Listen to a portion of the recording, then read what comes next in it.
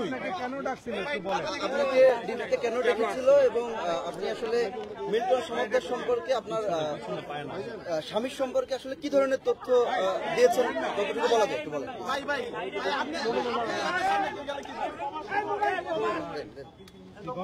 সম্প্রতিকালের যে কথাগুলো উঠছে ওই কথাগুলো নিয়ে স্যার জিজ্ঞেস করছে, আমি সেই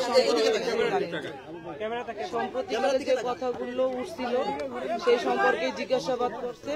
আমি আসলে এই তথ্যগুলো কিছুই জানি না। কি প্রশ্ন জিজ্ঞেস করছে সে সম্পর্কে?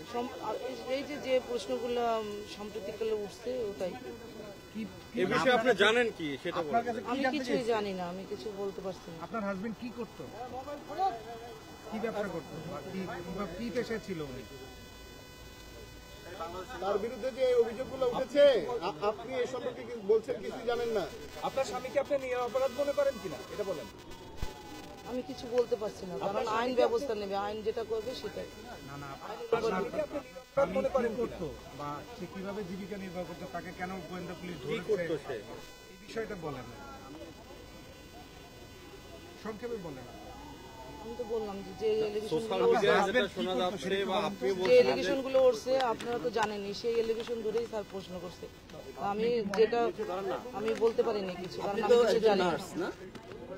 আচ্ছা, আমরা যতদূর জানতে পেরেছি যে মিল্টন সমাজদার আপনাকে বিয়ে করার পর সে এই ধরনের আশ্রম তৈরি করা বা এই পেশাতে সে উদ্যোগ নিয়েছে। সেক্ষেত্রে আপনাকে বিয়ে করার পর তো এক্ষেত্রে আপনারও তো সহযোগিতা ছিল বলে অভিযোগ রয়েছে, এ বিষয়ে আপনার বক্তব্য?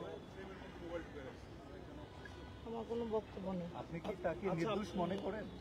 আমি সেটাও আমি বলতে পারবো না, আইন যেটা মনে করবে সেটা। আপনি শুধু আইনের দৃষ্টিকোণ থেকে যেতে